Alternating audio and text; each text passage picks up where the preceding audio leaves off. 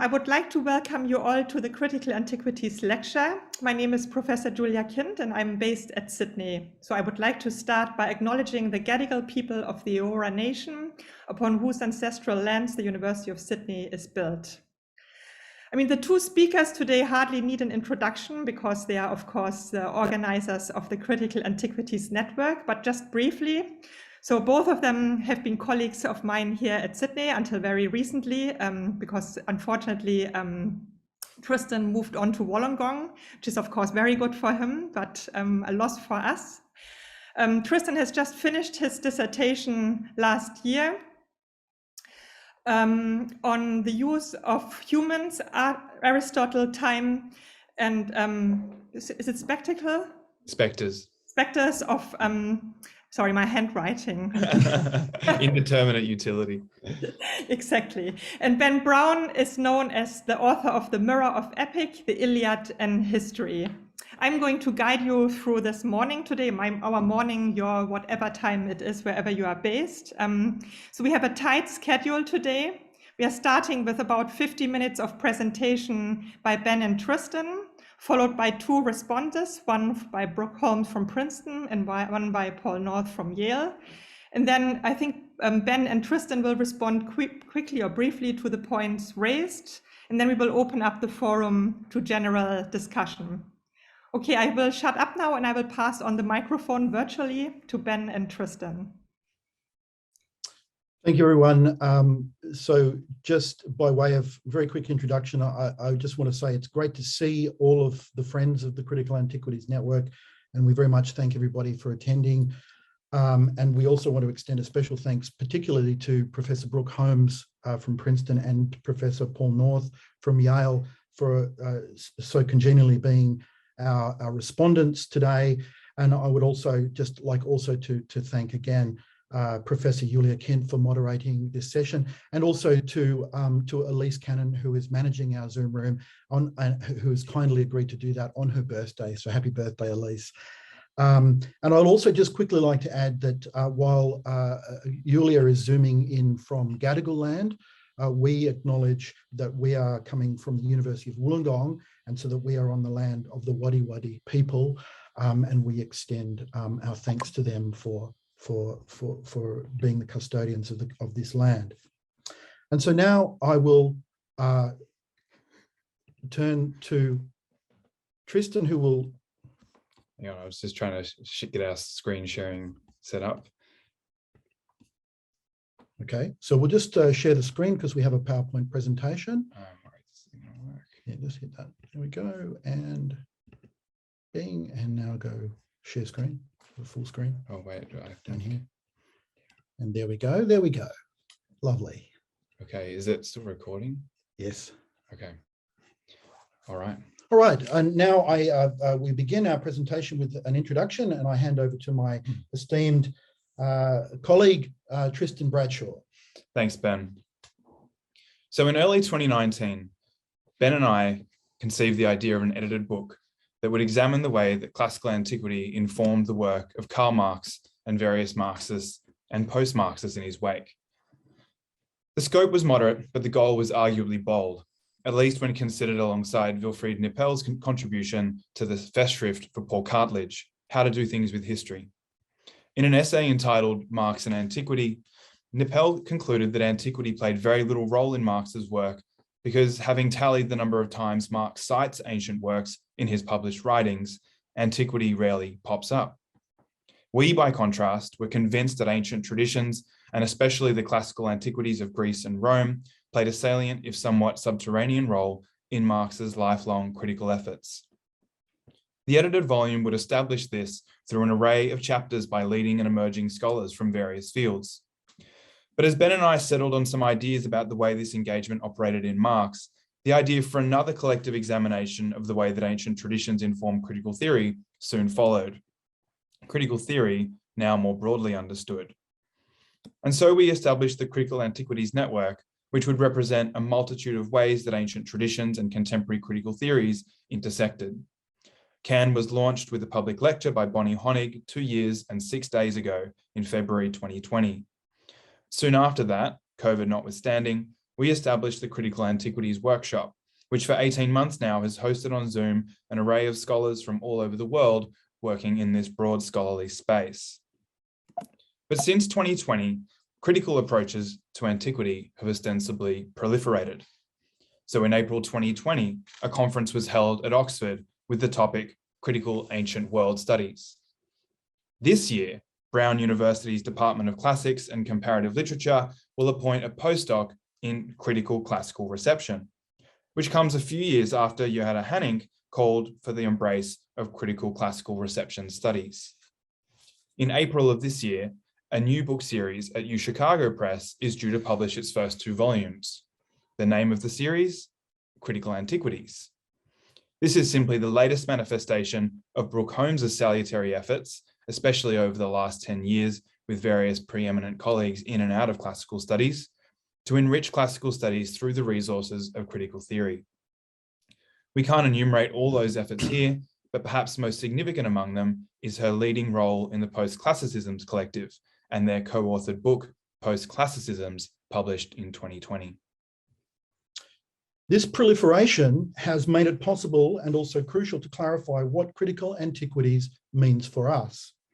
Our thinking about this began with Marx, and having now encountered a plethora of critical antiquities, we are more clear-eyed about what we believe critical antiquities after Marx involves and more attuned to the tasks we set for our work.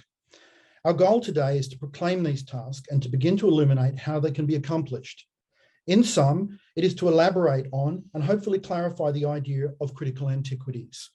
Moreover, our lecture is subtitled Towards a Manifesto, because as will become clear, we conceive critical antiquities to be a thoroughly practical and political task. While we acknowledge our debts to and the importance of clear theorizing about our claims, we also see this as a speech act whose partial success comes in its perlocutionary force. That is, how well we move people to praxis, by which we mean to think, to act, and to become otherwise. The word manifesto aims to capture this embedded desire and metric. From here, we are setting out to defend 2 theses. The first, there are worlds to re-encounter that hold out the possibility of othering ourselves in an emergent present. And the second, for praxis, ancient worlds must serve as standpoints and objects of critique. In the following lecture, we will discuss the terms of our key concept, critical antiquities, and what results from their conjunction, which is praxis. We will also discuss the influence of Marx and Marxism on our thinking. We will discuss and compare our relationship to recent critical projects. And finally, we will elicit and discuss 2 examples of critical antiquities in praxis, the first by Tristan on use and utility in Aristotle, and the second by myself on the ideology of critical antiquities in antiquity. Section 1 then, we turn to now. Foremost in the critical antiquities approach are its key terms. Here we will discuss the 2 key terms of our idea and then what results from their conjunction. So section A, critical. The simplest sense of critique is negation, but this ostensibly simple sense requires some unpacking. What allows us to negate something? Negation presupposes the existence of some kind of alternative possibility, against which existing conditions can be understood as deleterious. Often, an alternative possibility is grounded in a mere suspicion that the existing can be done better. This may take the common form of an immanent critique that evaluates something's functioning from its own standards of success. Or it may take the form of a complete rejection on the basis of a desire for something completely different. In this basic sense, critique is everywhere. Who isn't able to engage in critique when they say their coffee is too bitter, or the air conditioning too cold, or their job too demanding? But this easy relationship between suspicion and critique shows why the mere idea of critique cannot stand in for critical theory as such. To conflate suspicion and simple critique with critical theory can only come from a misunderstanding or perhaps too relaxed sense of critical theory itself. But more dangerously, it can stem from the self-satisfying seduction of suspicious critique that leaves untouched the conditions that produce the suspicion in the first place, as though transformation of those conditions would be too onerous on ourselves or too difficult to undertake, if not impossible. To engage in a critical theory is to do more than simply negate. Critical theory is distinguished by what we'll tendentially call scientific standards and a determinate goal. The determinate goal, boldly put, is transformation for the sake of human flourishing. The scientific standards can be captured in a question. Does the engagement work for the goal? What is this perhaps surprising appeal to science and scientific standards? We will elaborate on this as we turn to the next key term in our approach, that is antiquities. But at the outset, we can say a few things here. First, these are scientific standards in as much as science is held to a pragmatic standard, in the spirit of John Dewey. That is, there are goals and subservient methods that govern scientific practices, and these make its activities answerable to a community of practitioners.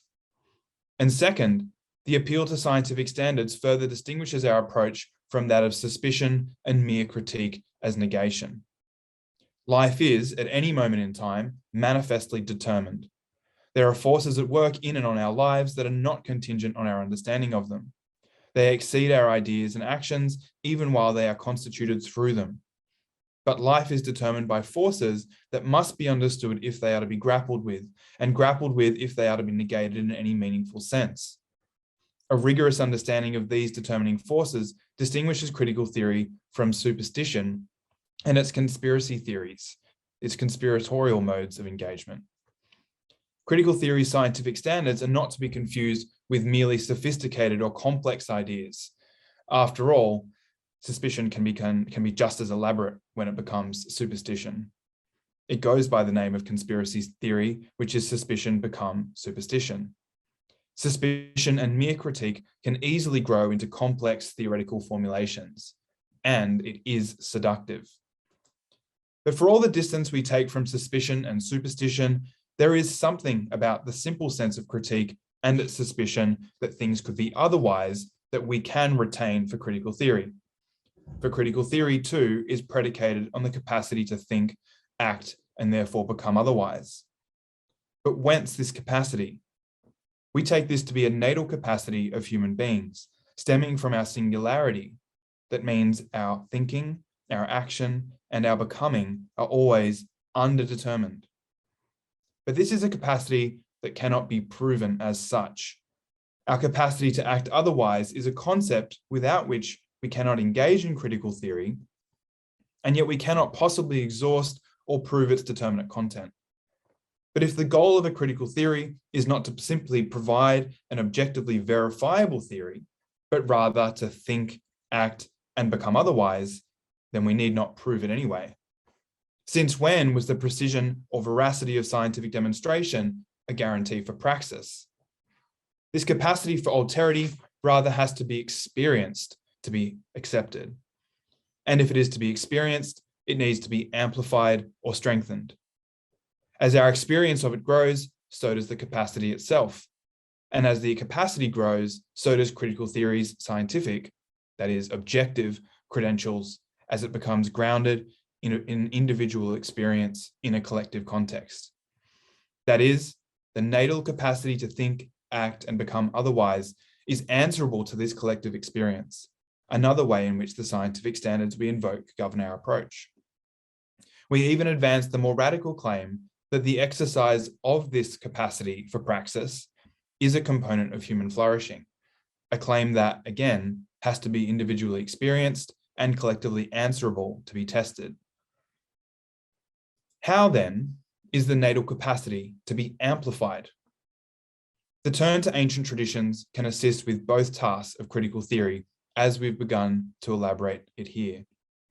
That is, first, to understand the determinate and historical qualities of human experience, and second, to amplify our ability to think, act, and become otherwise.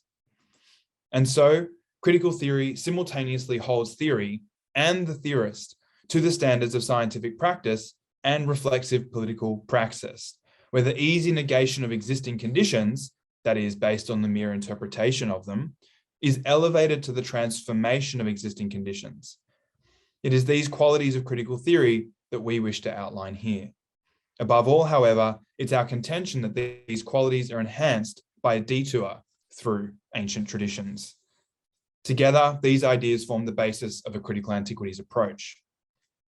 Given the measure for success that we set ourselves, the question we need to answer is this: how does critical theory and critical antiquities work for the goal? Our answer is thesis 2. For praxis, ancient worlds must serve as standpoints and objects of critique. And that is because of thesis 1. There are worlds to re-encounter that hold out the possibility of othering ourselves in an emergent present. We now turn to our second section, section B, and our key term, antiquities. So, how can our understanding of human existence in A, its historical determinations, and B, our capacity to think, act, and become otherwise, be amplified? Antiquities have a crucial role to play here.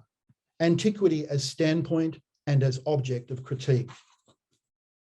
Let's begin with an illustration of this from Joseph Conrad. In the opening pages of Conrad's Heart of Darkness, the River Thames is lauded for being a conduit for the dreams of men, the seed of commonwealths, the germs of empires. And then Conrad writes this: "And this also," said Marlowe suddenly, "has been one of the dark places of the earth."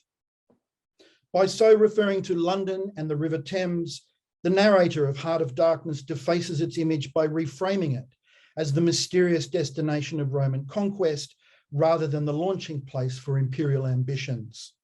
Conrad's critique of the modern imperial project stems from what is, at the outset of the book, a mere suspicion, for which antiquity will serve as Conrad's standpoint. Conrad, however, does not stop there. The entire book constitutes Conrad's effort to explore the mentalities of imperial domination that, in the case of Marlowe, turn inward in an inverted fashion. A signal contribution of Heart of Darkness is its dramatization of the passage from suspicion to critique by focusing on the allure and seduction of superstition in the figure of Mr. Kurtz. In one sense, the darkness of the novel is a figure for both the expression of suspicion and the sterile attempt to protest against the contradictions that elicit it in the form of a brute repression. It is with this creeping elaboration of the process, narrated as Marlowe's catabasis, his descent into the darkness, that Conrad makes more profound suspicions turn to critique away from superstition, and so presages a critical theory that promises to evade superstition. But as Roman imperialism was drawn on as a standpoint to illuminate modern conquest, it is also in turn drawn into that critique to become part of its very object. Over the horizon of the novel is the possibility of a generalized critique, which will include antiquities' imperialisms as much as those of modernity. Indeed, the work holds out the possibility of becoming a critique of all imperialisms. That said, Conrad does not go far enough, and in turn opens himself to critique. As Edward Said argues, Heart of Darkness thereby opens itself up to become an object of critique, in turn, as some of its orientalizing tropes fall foul of Said's illuminating, if far from watertight, decolonial critique. We too, like Conrad, treat ancient worlds as standpoints and objects of critique. The alterity of antiquity provides us with the standpoint from which to critique our present.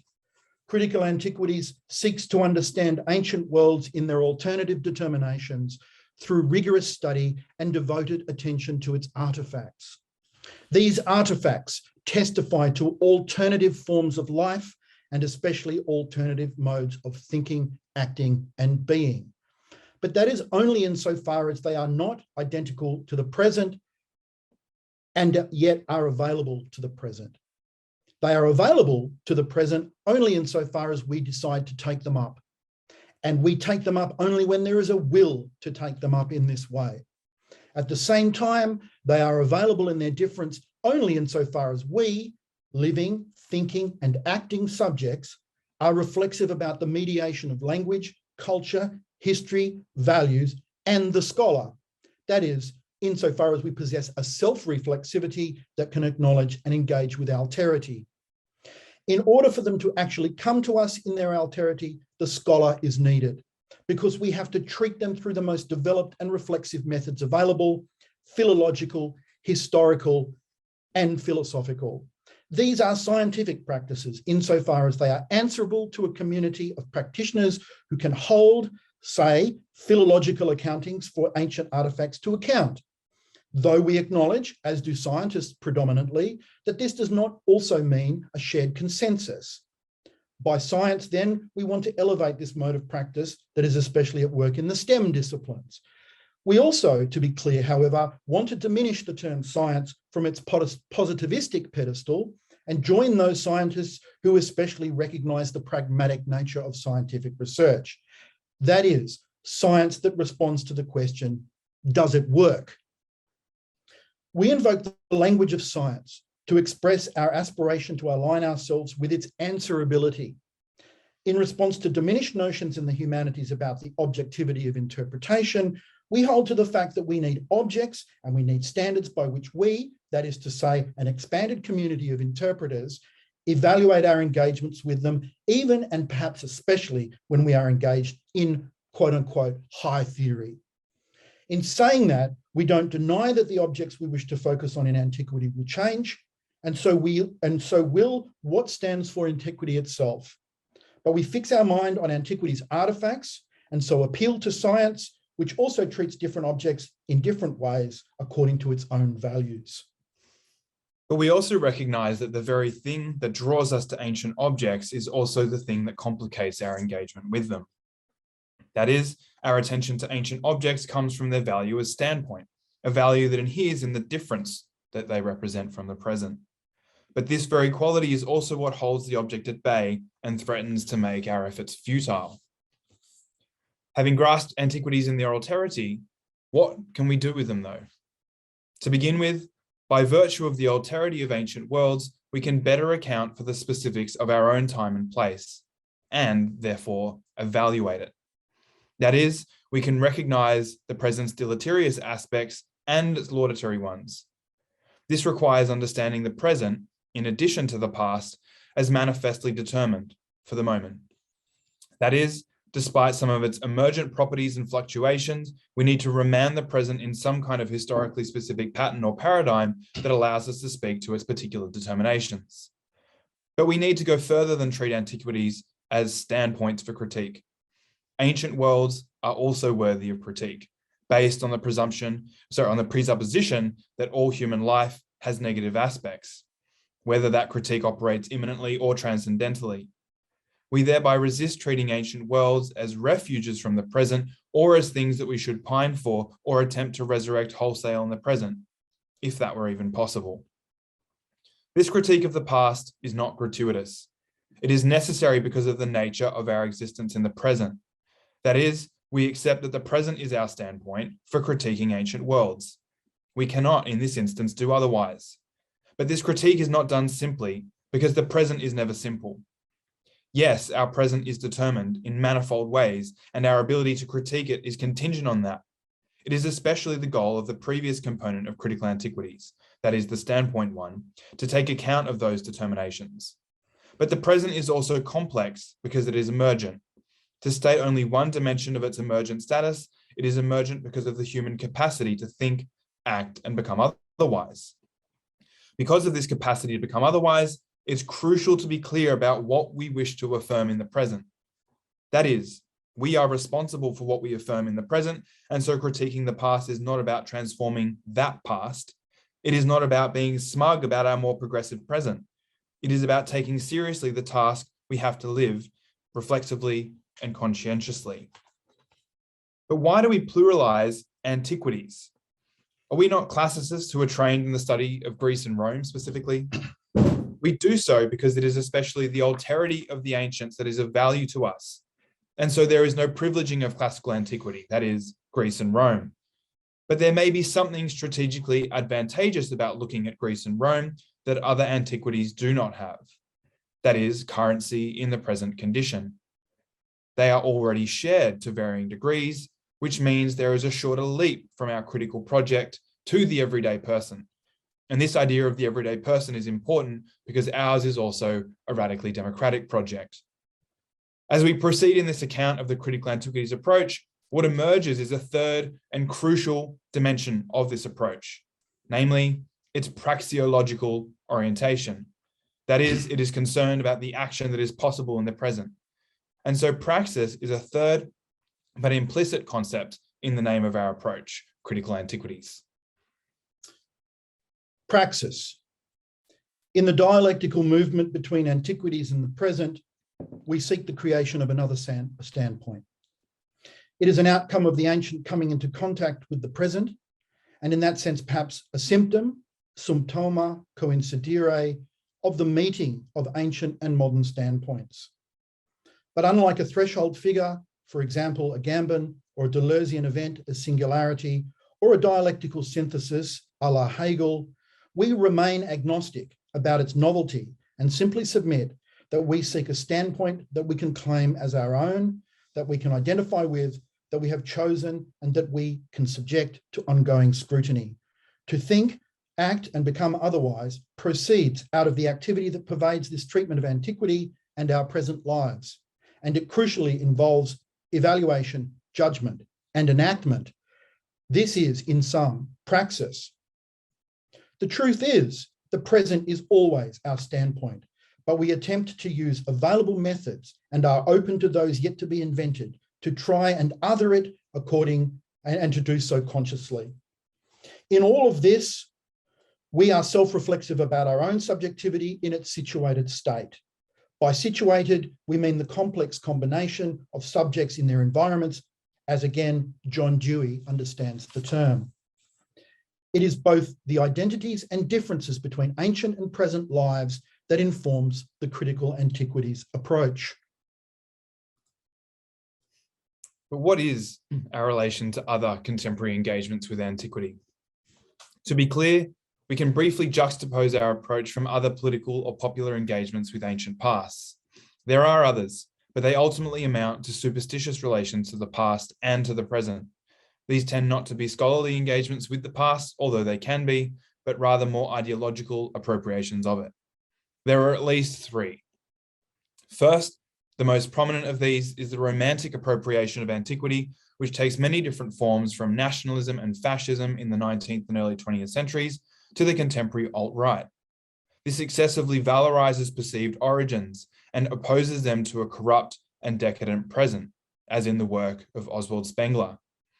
Such a position begins from suspicion, but often fearing the present dissolution of a once dominant subjectivity, it veers into reactionary fantasy and pointedly eschews any critical self-reflexivity. Antiquity emerges simply as an originary ideal whose revival is sought in an uncomplicated way. The second is the indemnification of the present against the past in so-called progressive or liberal political ideologies. From the standpoint of present exceptionalism and Whig teleology, the past is relegated to the margins when the safe space present order of things is really only secured by insulating people against a confrontation with the past in its complex manifestations and consciousness of its genealogical relationship to the present. In these liberal or progressive approaches, antiquity is rebuked as a stumbling or infantile attempt to bring about what only the present has been able to realise. Finally, there is an atemporal relation to the past in the postmodern circulation of images without context, as in the analyses of Frederick Jameson and Alex Kalinikos. Here, there is no relationship with antiquity at all, other than as a source of images whose references have no depth or signification. Antiquity as such is reduced to a floating signifier which opportunistically appends superficial values in a pastiche of references to the past, like the faux columns which adorn suburban homes. The meaning of antiquity is evacuated to enable it to circulate in commodity exchange. This is perhaps no better evinced than in the broad uptake of Stoicism within the business and leadership community in the last 10 years. This draws on Stoic conceptions of self-care that render the most empowered subjects, when power is measured in terms of financial resources and governmental connections, it renders these subjects docile through the foreclosure of their imaginations. That is, here antiquity inoculates people against the impulse to change anything fundamental, which maintains the ruling class and further diminishes any notion of collective or political power that remains the only mechanism through which the pathologies of the present could be addressed. Against these, we reassert the complex relationship of the past to the present, which owes much to the complex character of the present itself. It is constantly being remade. So what possibilities are open to that remaking? Well, we can either continue producing the present and its predominant determinations, or we can pine after some romanticized past, or, which is our preference, we can chart some alternative course by self-reflexively suffusing the present with resources for thinking, acting, and becoming otherwise. Now we turn to our second section, the influence of Marx and Marxism on our conception. Of course, our approach doesn't emerge out of or exist in a vacuum. There are numerous influences on us in this work, influences that you may have identified as you've heard us speak, influences that we are aware of, and no doubt others of which we are not. Indeed, we acknowledge that we too are manifestly determined, and that there is an innumerable list of influences on us, influences that even account for the fact that we are ourselves mostly conversant in Greek and Roman antiquities and Western European and Anglo-American traditions of critical theory. We will address some more of that aspect of our subjectivity later. But for now, we wish to single out a preeminent influence of our thinking, and that is that of Karl Marx. In a letter to Ferdinand Lassalle on the 29th of May in 1861, Marx reports that in order to overcome the intense annoyance he feels about his own difficult situation, he is reading Thucydides. He concludes his letter by writing, "At least these ancients remain ever new." This letter testifies to the importance of antiquity for Marx. Marx possessed a deep knowledge of classical literature and history owing to his classical education. Furthermore, his abiding interest in this tradition is readily apparent here and in his constant references, explicit and implicit, to the texts and institutions of antiquity throughout his work. Notwithstanding Wilfred Nippel's conclusions, other scholars have supposed that configuring the relationship between Marx and antiquity involves forcing antiquity's square block to fit a Marxist round hole. But by contrast, we see that antiquity shaped Marx's critical theory from the beginning, and moreover, how antiquity works for critique. In that sense, Marx's ancient starting point is not accidental to his critique of capitalist modernity, but central to it. We can illustrate the concepts of standpoint and objective critique by considering Marx's recognition of a kind of critical antiquities at work in people, in their profession of religious faith. This recognition is especially apt from the perspective of our Critical Antiquities project because Marx resisted the tendency in the early 19th century to deprecate religion simply as a hangover from the ancien regime, and argued instead for a re-evaluation of the role religion plays in society in general. Religion, Marx will conclude, should indeed be an object of critique, but not solely, if at all, because it performs an ideological function in relation to society. Rather, religion should be critiqued because it is only in the process of such a critique that religion discloses what it truly gestures towards in the imaginings of its dreams and its visions. Since the world's religions continue to be perhaps antiquity's most enduring legacy into the present, Marx's insight into how religion can serve as both standpoint as well as an object of critique provides a way to grasp how a critical antiquities can proceed. Feuerbach had developed a materialist critique, which unmasked the origin of religion as the reification of prevailing social relations. That is, humans project their historically specific situation into an eternal divine order. The debunking of religion, therefore, exposes the superstition within which the social order is mystified. For Marx, however, this criticism, while important, is far from satisfying as an explanation for religion's variegation and its persistence. Feuerbach's critique can only be the beginning.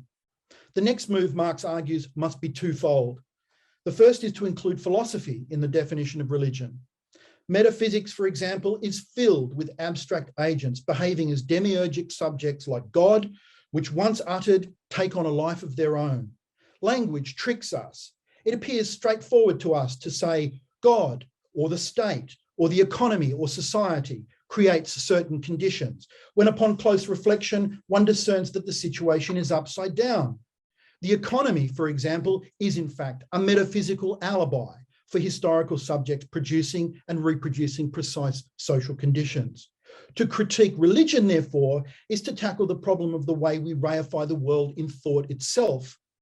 The task of the critic is therefore not to stop at the debunking of religion, but to recognise philosophy's complicity in reproducing a general theology which impedes and diverts attention from understanding how the world is made.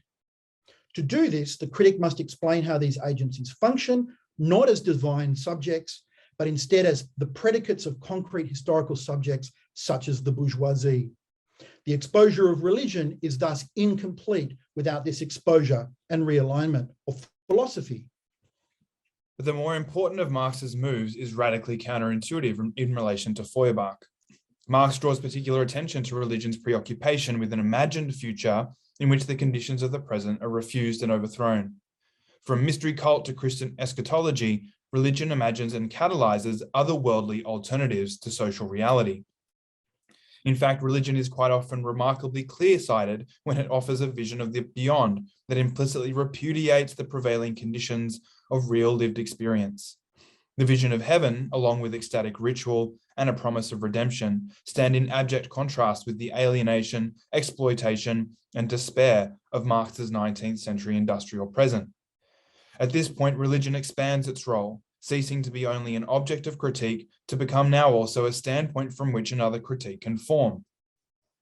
Feuerbach therefore mistook the institutional containment of religion's critical excess for religion itself.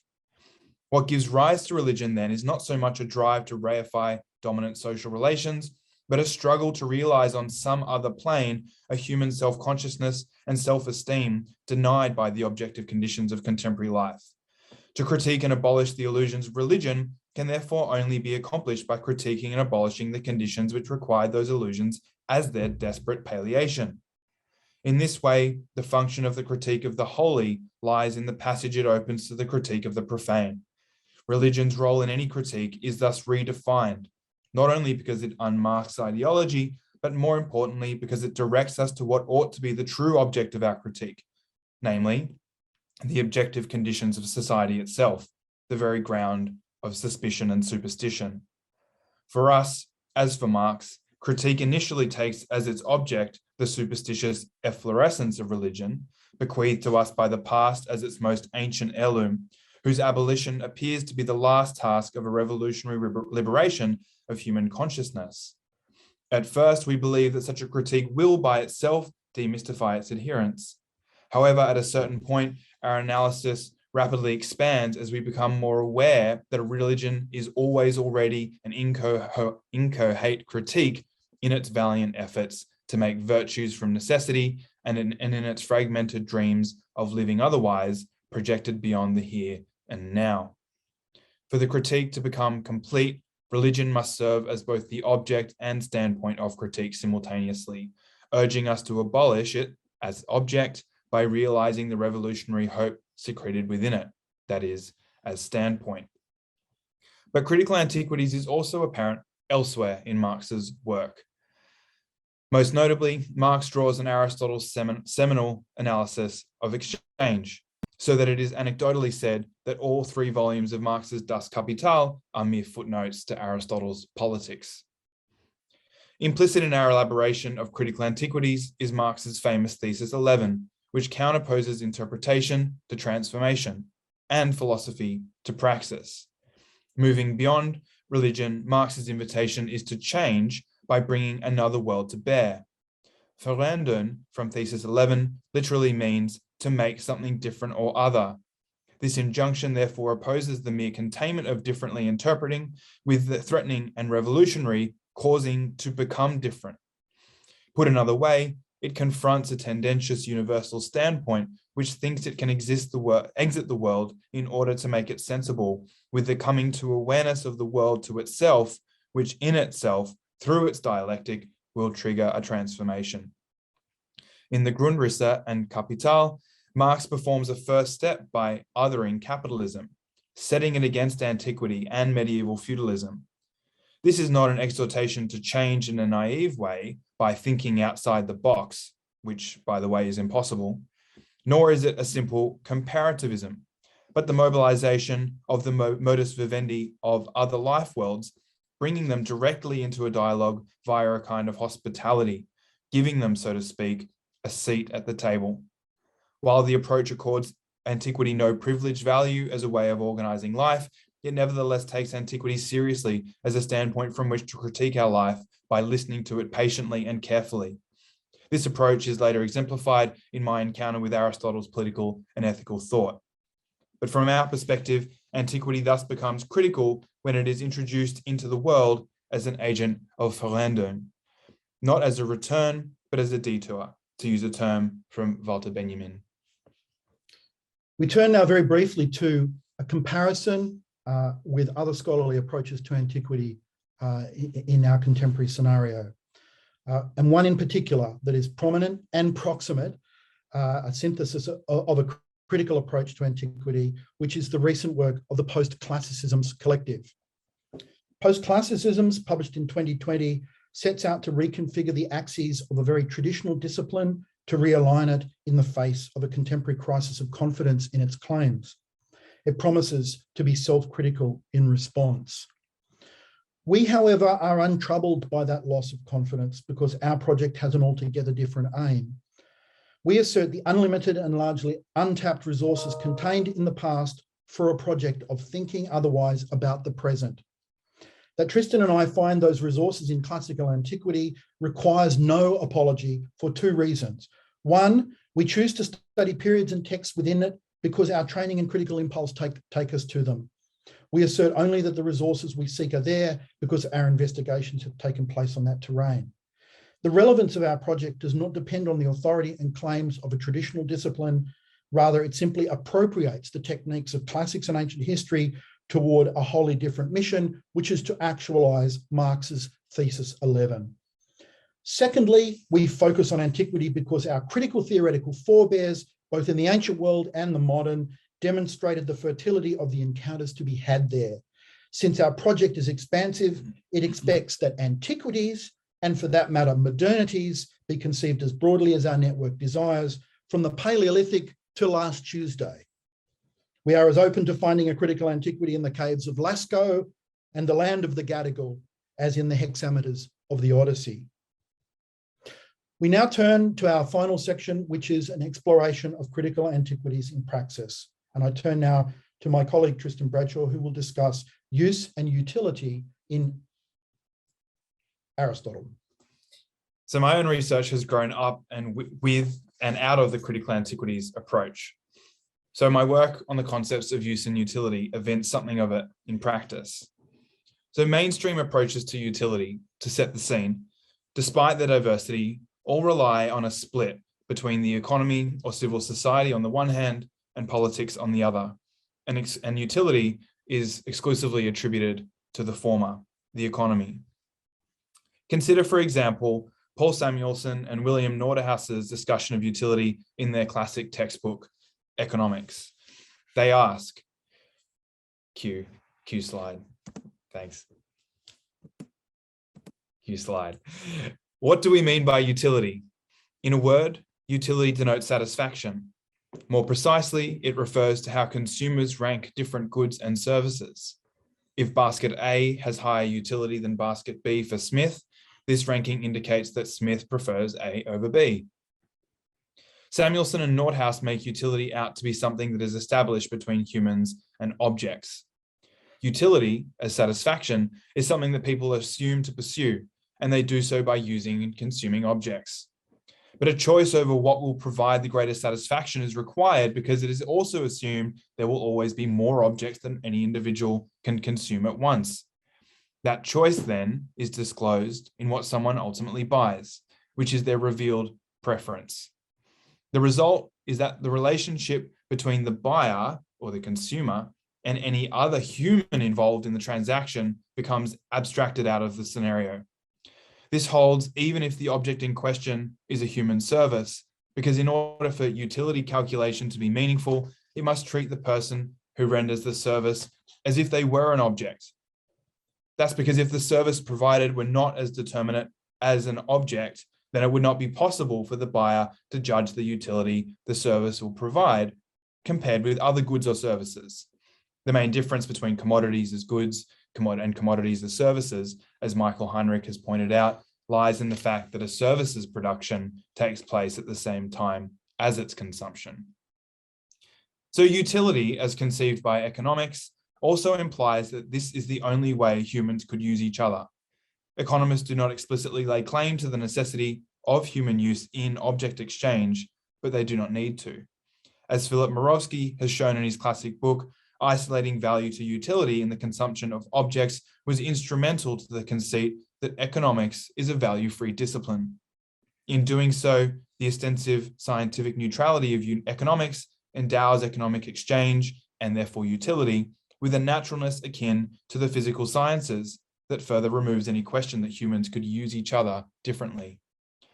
So ingrained is this understanding of use and utility, rather than denaturalize and historicize the economic account of use and utility, political and critical theorists have instead compounded their apparent naturalness. That is because many have aligned their conceptualizations of use and utility with economics while drawing on a completely different theoretical archive. Arendtians and Marxists alike have articulated use and utility in economic terms while drawing on Aristotle's conceptualization of the oikos, that is the household, and that being the realm of use and exchange that is purportedly separated from the polis and its politics. But significant questions arise when the great distance between Aristotle's ancient Greek context and modern capitalism is so minimized, and the essentialness of use and utility is so augmented. Regarding Aristotle, did he really articulate a proto-capitalist conception of use and utility? Insofar as this reading of Aristotle is attributed to Arendt and Marx, what remains of Arendt and Marx's work when they're used to naturalize and fortify economic principles rather than critique them? Can a democratic and emancipatory politics exist together with economic use and utility? Or put differently, how could contemporary theory's critical ambition be undermined when the distance between it and the object of its critique has so greatly shrunk? What other ways could Aristotle, and indeed Marx and Arendt, be read that better serve democratic politics? Other theorists have attempted to answer some of these questions too. So Giorgio Agamben, Sarah Ahmed, and Bonnie Honig have all recently attempted to reorient contemporary theory to use and utility. But valuable as some of these recent efforts are, these theorists stop short of a step that I deem to be crucial and which comes from Aristotle for a fundamental reorientation to use and utility. That is, to shift our perspective away from the use of objects and to the use of humans. At its heart, my reorientation takes place through a close reading of Aristotle, a very close reading that took a very long time, whose conceptualization of use and utility haunts contemporary approaches to these concepts, and yet has, I argue, been greatly misunderstood insofar as it has been selectively read in terms of the use of objects and therefore the present. For Aristotle's approach to the use of objects is embedded within his conceptualization of the use of humans. And insofar as his approach to use has been misunderstood, a central element of his political theory has been occluded too. For the use of humans is the concept through which Aristotle claims we get the best theoretical grasp on the polis and politics as it is put to work in his famous etiology, that is his causal account of the polis in politics. But there too, Aristotle's approach to use has been misunderstood because the use of objects is so ingrained in contemporary political, philosophical, and economic discourse. By refocusing attention on the use of humans, I develop a more complex and historically sensitive conceptualization of these terms that allows us to rethink their limitations and possibilities for democratic politics today. Aristotle thus serves as a standpoint from which to understand and evaluate the determinate features of the present. Now, some of you may find this very project abhorrent because the idea of using humans seems to require dehumanizing them. Indeed, Aristotle also thought that some humans notoriously were only good to be used and not to have any say in how humans, either themselves or others, should be used. My work critiques Aristotle for this too, to be clear. And so Aristotle becomes an object of critique in turn. But this isn't the only way of thinking about human use. Aristotle shows us that humans using each other is a fact of political community. After all, we all use, as in depend on, each other. And it's also an ongoing problem that requires our attention. What matters is who gets to have a say in the use of humans. My argument is a democratic one that deepens and widens the number of people that have a say in this. This is how my engagement with Aristotle seeks to activate praxis in the present with a detour through antiquity.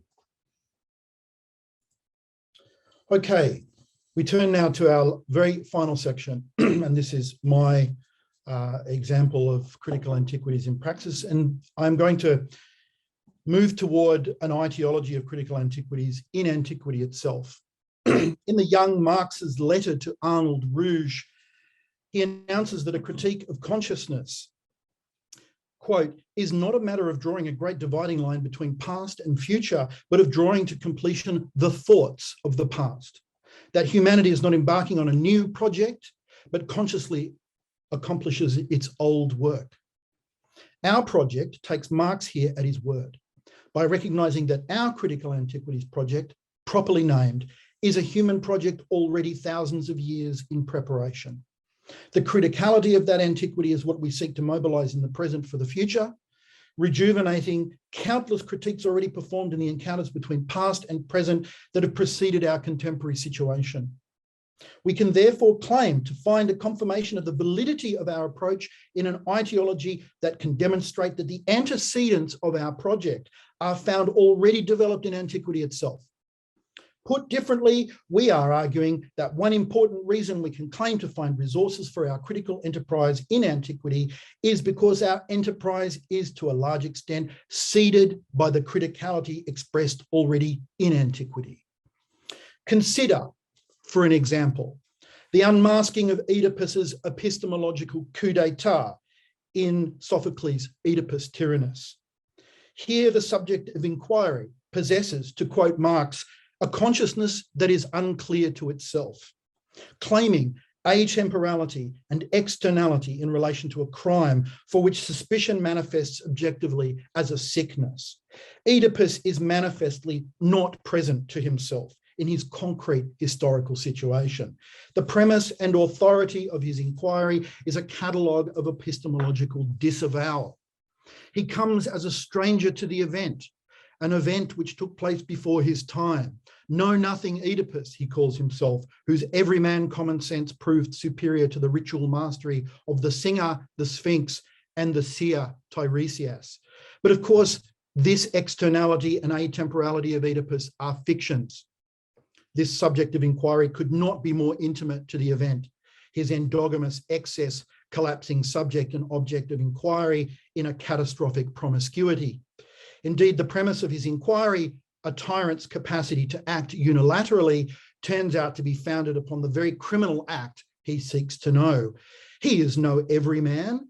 He is the usurper of a tyrant father, a capricious dynast, one who has overturned the ritual order of the city and whose inquiry is only possible as a function of the autocrat's unilateral assertion of personal power over justice. Unwittingly, as we all know, the object of Oedipus's inquiry will be to discover that historia, inquiry itself, is both driven and corrupted by an unacknowledgeable will to know that originates in the subject's desire, a will that it cannot confront without catastrophe. The passage to critique, dramatized in the Oedipus Tyrannus, painstakingly empties Oedipus of his subjectivity as the premise of confronting the event. The very will that animates historia is the will to domination that has caused the plague. But if historia in the Oedipus Tyrannus has its beginnings as a tyrannical discourse, where does that leave the praxeological potential of historia, of inquiry? Once the event reasserts itself over historia and reduces Oedipus to the anthropos, the human being he claimed merely to be, the Oedipus Tyrannus paves the way for a critical historiography. not in a spurious objective history in which the tyrant's voice is simply reinstalled more circuitously, better concealed, in a more insidious fashion, more benevolent, more truthful, which, however, only more carefully insulates the subject from critique, but one in which the political exchange between inquiry and audience becomes possible, where the exchange is precisely one of intersubjectivity, an attempt to open up the event's non-sense to sense defined as collective experience.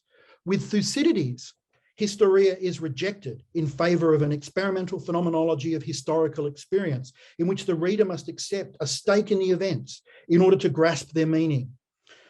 Where one's declaration of a stake signals the collectivisation of the subject of inquiry, and where one's declaration of a stake signals the collectivisation of the subject of inquiry and prepares the ground for history as a confrontation of responsibility, guilt, perpetration, wrong, and criminality. The Oedipus Tyrannus achieves this catastrophically by having the event negate the tyrant's inquiry, or to put it another way, by having the object negate the subject. But this catastrophe that takes place on the tragic stage is witnessed by a very different kind of subjectivity in the form of the democratic Athenian audience.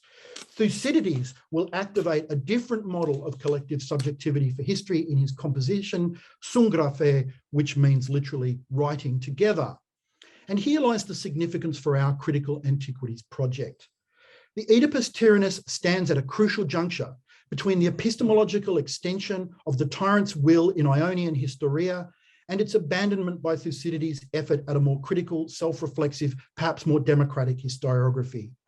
Ionian Historia, from Hecataeus to Herodotus, made the same tyrannical epistemological claims as Oedipus, concealing its subjective desire behind claims to atemporality beyond the stage of historical agents.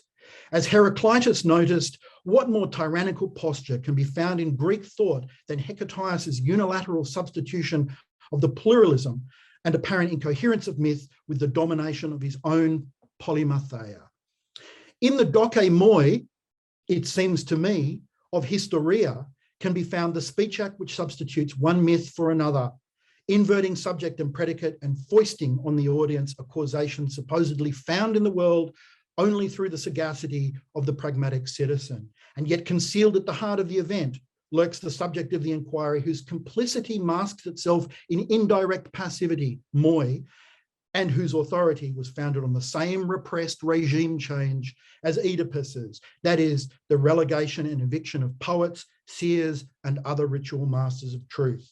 Herodotus's apodexis, his display of inquiry, the performance of tyrannical, is a performance of tyrannical knowledge, which reifies the subject of Historia, but only after expelling singers and their collective occasions for encountering the past.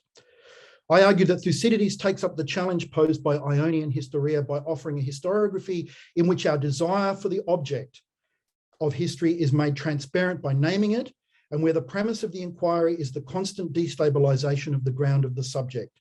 Far from being the heroic forerunner of an aloof and objective liberal bourgeois historiography, Thucydides never claims to be a stranger to the event or maintains an atemporal position of judgment outside of and superior to historical agents acting blindly enmeshed in the web of the past. On the contrary, Thucydides declares his stake and his complicity, owning his motives and daring us to admit to ours by confronting us with our desire to know. To write history, he says, is to seek an object, boldly named in the Homeric language of spoil, katerma, and to do so unceasingly forever. To understand this and to understand this conflict, he says, one must dare to become Athenian, to go mad with the lust for domination that seized them and founded their empire. A trait of an Athenian, he says, is to be forever acquiring possessions, to ie ktasthai. Thucydides therefore gives us access to a historiography which does not assume the omniscience and moral immunity of an authority which masks its desire to control its object, but rather begins with its object, the war, the Peloponnesian War, and works backward to discover the subject of history as the responsible agency at work. For the reader who surrenders over and over to his challenge, Thucydides' recuperation of the awful tragedy of a war caused by relentless Athenian plunder cannot but manifest itself as the reward of a foray into dark territory, a katerma es ie, a possession acquired unceasingly. If the entanglement of Ionian historia and tyranny is therefore an object of critique, to use our expression, we propose that it is tragedy and democratic historiography that provide us with the emergent standpoint of that critique. Against the veiled ego of historians, it seems to me Thucydides' Athenian identity will invoke the collective subject of a different kind of history.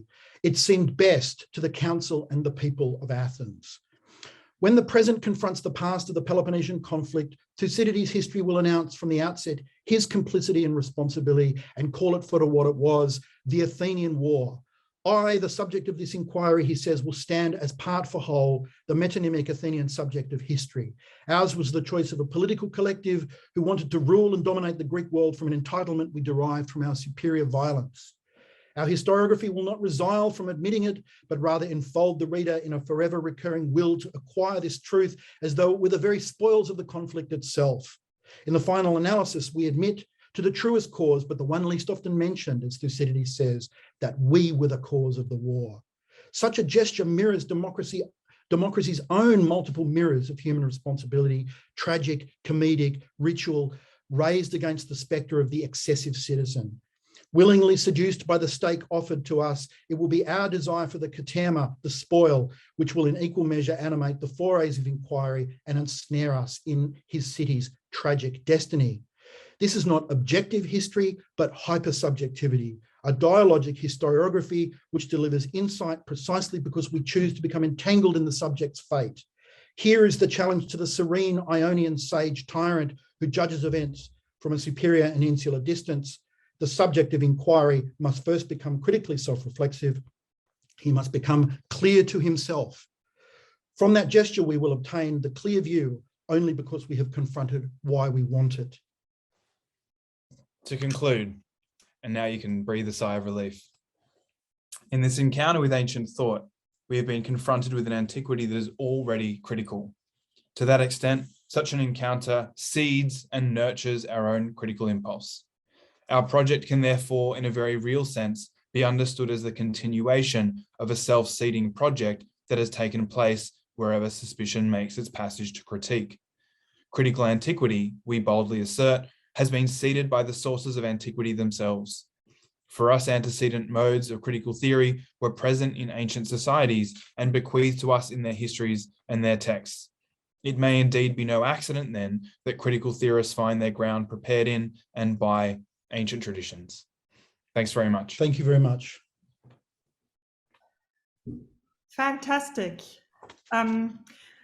Thank you very much to Ben and Tristan for a very rich and provocative paper. I'm sure there's lots to say in response, and I pass on to Brooke Holmes at Princeton for the first response.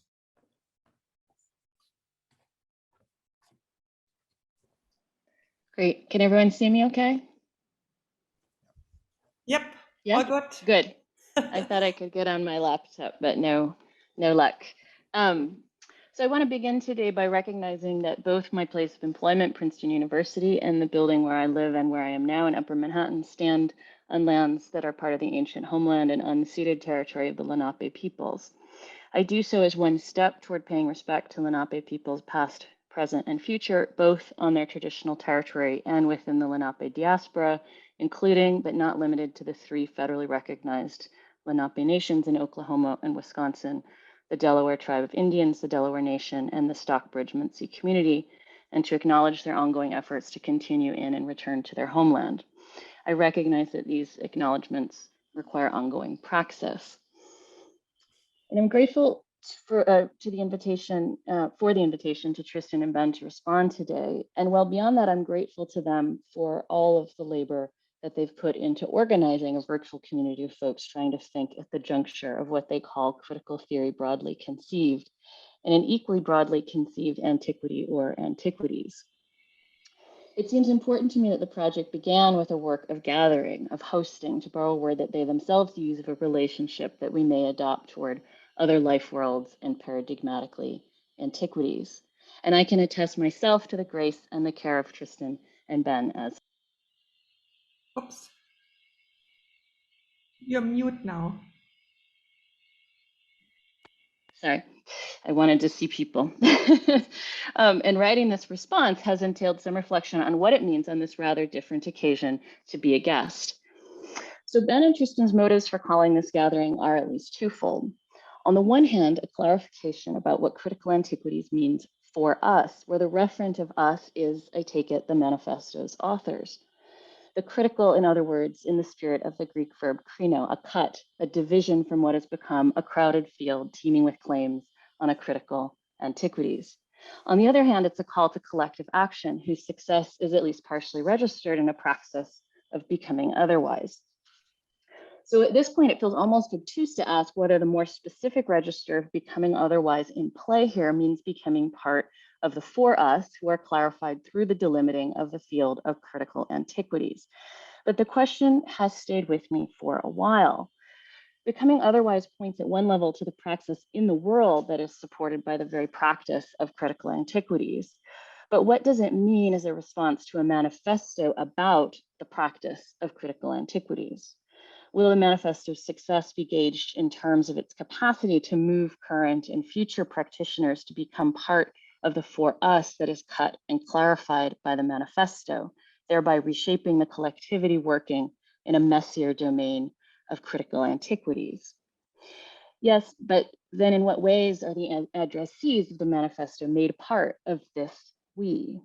In agreeing with the arguments and the statements advanced throughout it? Or is it that through engagement with these arguments, we readers clarify for ourselves or listeners how our work is in engaging with something called antiquity may be transformative of collective human flourishing in the present? For I take this to be an uncontroversial enough common ground of the critical for our purposes.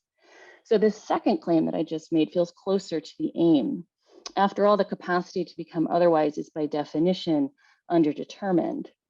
At the same time, if the experience of becoming otherwise is in a feedback loop within a larger community, I find myself back at the question of the we that the manifesto aims to call into being and how I relate to it in the working through of this response to an invitation.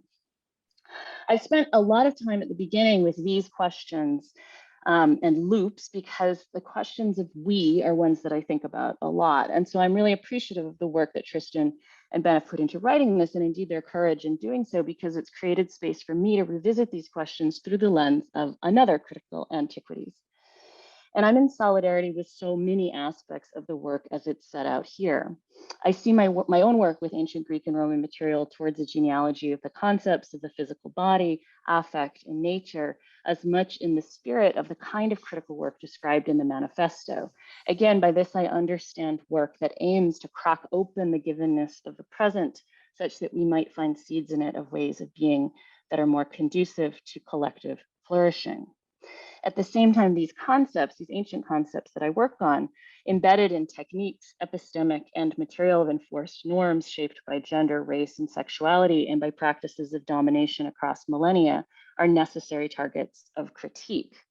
They're necessary targets of critique because I also see the work I do as committed to communities formed now around the valuation of imagining more just life worlds now.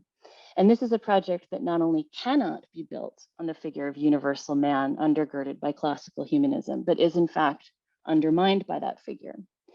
So in doing this work, I'm shaped too by my own formation in high theory in the late 90s and early aughts. But rather than at this point name names, I want to turn to another question. What is at stake in naming a 19th century father, and in naming this one in particular? And what's at stake in origin stories of critique? The manifesto sets itself as committed to the claim that classical antiquity played a salient, if somewhat subterranean role in Marx's lifelong critical efforts. So let me ask more specifically then, what is gained by securing this point? The idea seems to be that if classical antiquity is established as a cause for Marx's own critical intervention in the world, its privileged efficacy as an agent of revolutionary praxis need not be further defended. And this is where perhaps Ben and Tristan may already suspect I start to have problems. Over the course of the manifesto, an untroubled commitment to Greco-Roman antiquity surfaces in several ways. It's what we're trained in. It has currency in our present condition, a currency that's framed unproblematically as radically democratic. And finally, the payoff to making Marx a classicist.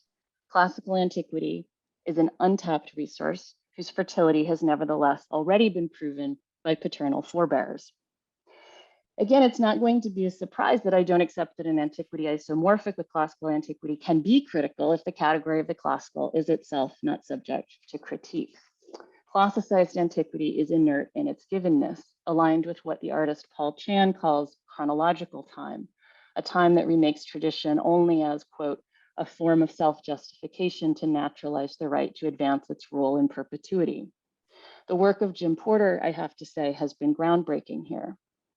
What I want to draw further attention to is the roughly 2 strategies that I discern in the manifesto for keeping classical antiquity untroubled. The first is the givenness of classical value as it manifests in training and as it manifests in a world we call culture. Now, I don't object per se to tarrying with this issue of givenness. I think it's crucial. An antiquity deemed classical does circulate widely, and it does have cultural power.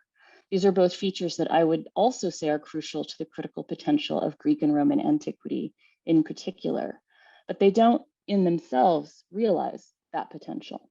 They may just as well secure the classical as a form of self-justification, to go back to Chan. To presume that they're already shared assumes in advance the contours of the community formed around a care for Greco-Roman antiquity and effaces the work of power in shaping that community under another presumption, conditions of radical democracy. And this kind of effacement is part and parcel of the work of what I'd call iconic classicism. And that effacement troubles me. One reason is how it frames the challenge to both the presumed we of the manifesto and the we that it invites in. It outsources the work of caring about the power at work in the classical's currency, and it frames that care as supplemental to the clarity of the praxeological call. How is it in 2022 that we wouldn't notice the formation of classical antiquity as a contemporary object of value in the crucible of 19th century coloniality and empire and patriarchy, the ways in which the classical has helped blacken some humans, to take up Zakiya Jackson's term, or to mass orientalize what is not Greek and Roman. I'm in fact articulating a critique here that is a critique that's been rightly leveled against post-classicisms as a book. It's one that has impelled me to press on in the unfinished project of self-criticality sustained by the generosity and incisive conversation of many, many colleagues, friends, and students. But the givenness of the classical brings me now to the second strategy that I think is at work in the untroubling of antiquity, and one that takes us back to Marx. I have another question here. I'm going to go on too long anyway, but I have this question. I'll just throw it out. Like, is antiquity Marx's religion? But you can answer that if you want. What I want to say is, if antiquity can be isolated as a cause of Marxian praxis, and maybe even the cause, its givenness should now be categorically set apart from the naturalized right to rule by a definition of Marxism. And yet it would seem, in fact, that it is secured against trouble rather by the father's success in plowing the fertile field of antiquity to make something new in the world. And I think we all, in fact, agree that natality isn't a synonym for the son's capacity to perpetuate the paternal line.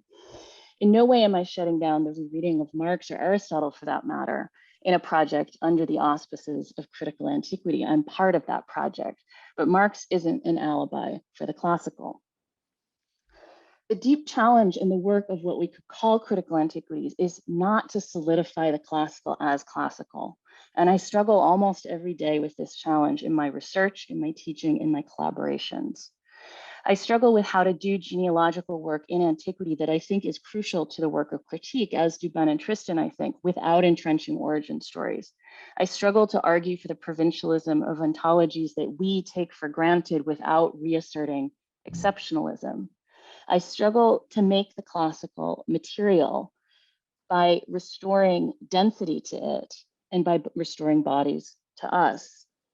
This work is processual and imperfect and messy. In Chan's text, chronological art is opposed to what he calls the chirological.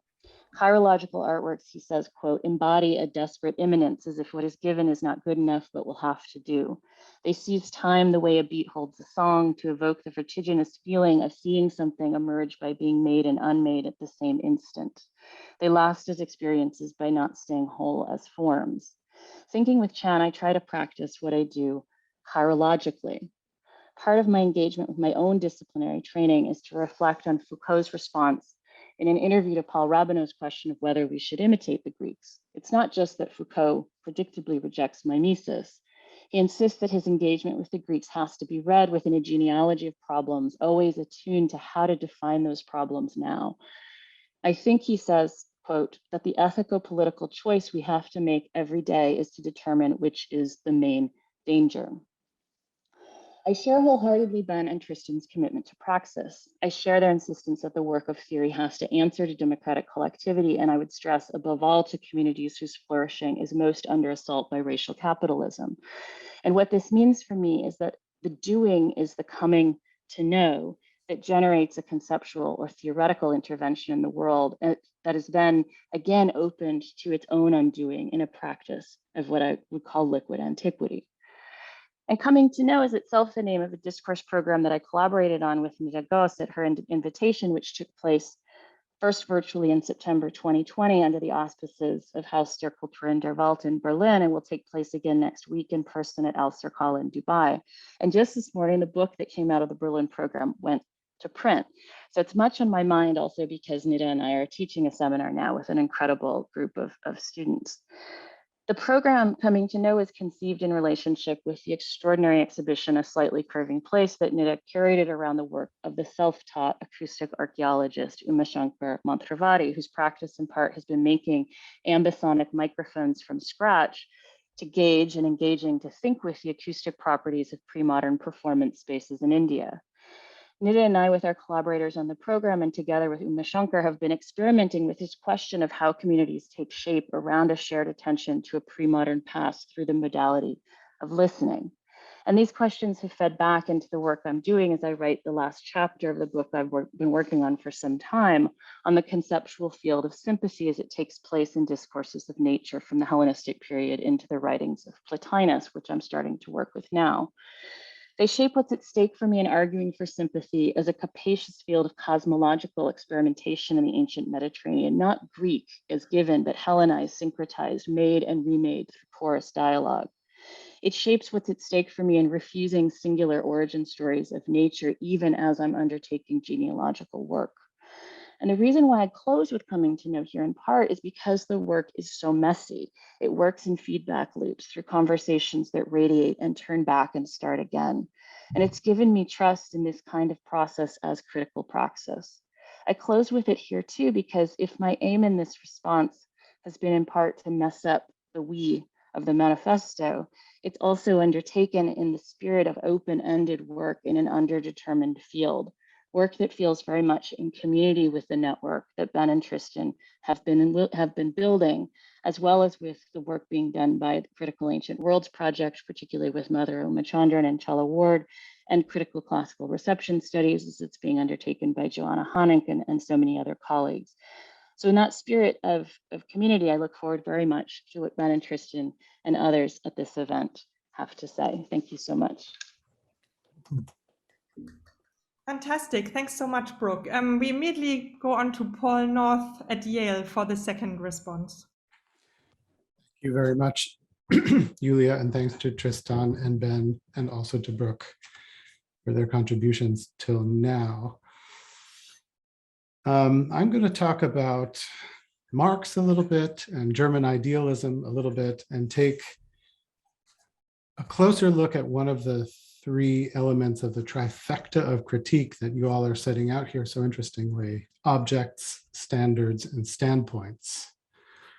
One of the major critical acts in the pamphlet for me is the assertion of a surprising critical mode, one that isn't mentioned in the famous 11th thesis on Feuerbach, which you all cite.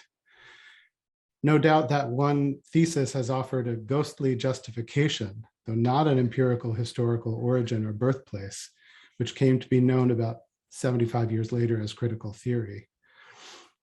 Our ghostly ancestor, the 11th thesis, which is invoked all over the place, and rightly, it's a powerful and paradoxical sentence, encapsulates a whole set of ideas and ideals that emerged after it, but also before it, and not all the same ideals and ideas each time. it gets cited. The one line came to stand for so much. The 11th thesis, which strongly prefers change over interpretation, articulates an essential trait of the French Revolution. It performs the critique of philosophy that Marx was still engaged in when he jotted the theses in a notebook in 1845. It, of course, participates and describes the revolutionary spirit of 1848 and 1870 avant la lettre, and it has been cited by academics and activists in the 20th century whenever needed to refer to this whole history. It's a funny historical object, that thesis, at this point. It has an admirable aim, I would say, but a problematic scope. That's what I would say. When you read it outside of the other theses, and particularly the project of the German ideology as it was being written by mainly Marx and also Engels, and in whose aura it materialized. I would want to ask what counts as interpretation, what counts as change, things that Marx doesn't say directly. I think we would all agree that we wouldn't want a change with zero interpretation. That seems a baseline. Nor would we want interpretation that promised zero change. At least if we includes those who have not fully benefited from capital, state, and nation as it has been operating since the 18th century, at least. I want to set aside change for a minute and look into what I take to be the bold proposition by you all that the propaedeutic to change is the establishment of a standpoint. Standpoint talk is all over the pamphlet. A caution, however, about the way the term is used. Are you almost saying before revolution we need interpretation? I realize you take your distance from interpretation explicitly because you tell us in the humanities interpretation is unanswerable, whereas what you're calling science is answerable, by which you mean, or you put it in this way, that it has standards. I think I would agree on a minimal premise that the standpoint of interpretation, depending for what purpose and by whom it is practiced, and what it is, of course, is different than the standpoint of facts. But here the well-known comment that Nietzsche makes on the opposition of facts and interpretations takes us part of the way to my point about standpoints. I'd like to challenge you all to plot your knowledge revolution onto the terms of German idealism from which they come, maybe, or to which they have recourse, standpoint being a major reference, but also subjective and objective as well as critique. What Nietzsche means by Interpretationen in the quote, Nein, gerade Tatsachen gibt es nicht, nur Interpretationen. No, it's exactly facts that there aren't, only interpretations, is not what I think is meant by interpretation in the pamphlet. A phenomenalism that imagines an objective realm cut off from the subjective, saying there are only facts, Tatsachen, is as much itself an interpretation affected by positivists, as it is when their enemies say, es ist alles subjektiv, to quote Nietzsche. Aber schon das ist Auslegung, Nietzsche responds. Even that is interpretation. He uses this term Auslegung, which comes in and out of coincidence with Interpretation in German philological imagination. The problem that Nietzsche identifies in the same unpublished fragment from late in 1886 is the following. If interpretation is carried out by or inheres in a subject, it has a problem. Someone stands behind it, a subject. And so to propose that every articulated position has been ausgelegt, including the subjective, would either be said in very bad faith, or it's a contradiction, a bad kind of circle, or all of those things at once. It would be a subjective statement that there is only interpretation, and that, I'm afraid, is also an interpretation. And so on. Whether this makes it more or less consistent would have to be worked out. The answer is to imagine an objective interpretation, which you hint at a little bit in your treatise, and which I think the word Standpunkt, which is very important for nascent German idealism, comes to signify. This is a word that post-Kantian philosophers come to rely on, although they don't thematize it. It's a non-subjective mode, not interpretation as opposed to fact, or subjective as opposed to objective, but it seems to be more like Nietzsche's idea of Auslegung, where everything is an Auslegung, everything is a standpoint. In fact, this figure becomes prominent in the very transition from Kant to the afterlife of his project. His student, Jakob Sigismund Beck, plants the standpoint thought, and it then undergoes significant branching and flowering in the work of Fichte, Hegel, and notably Marx. Standpunkt rhetoric is all over capital and helps him